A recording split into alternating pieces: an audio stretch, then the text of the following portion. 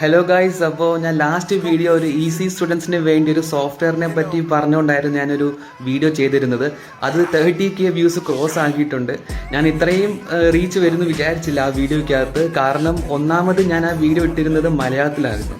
So എനിക്കൊരു മൈൻഡിലൊരു കാര്യം കിടപ്പുണ്ടായിരുന്നു. നമ്മുടെ നാട്ടിൽ ഇലക്ട്രോണിക്സ് ഭയങ്കര പാഷനായിട്ട് നിൽക്കുന്ന ആൾക്കാർ വളരെ കുറവാണ്. മെജോറിറ്റി ആൾക്കാരും ഈ സോഫ്റ്റ്വെയർ അല്ലെങ്കിൽ IT കമ്പനിയിലോട്ട് പോകുന്ന ആൾക്കാരാണെന്ന്. പക്ഷേ എൻ്റെ തെറ്റിദ്ധാരണകളൊക്കെ മാറി ഈ ഒരു വീഡിയോയെ കൊണ്ട്. കാരണം 100+ ആൾക്കാർ കമൻറ്റ് ഇട്ടു, ലിങ്ക് ചോദിച്ചുകൊണ്ട് തന്നെ. കുറേ ആൾക്കാർ across even teachers, students, BTech, polytechnic colleges, കുറേ ആൾക്കാർ. So I am very much happy.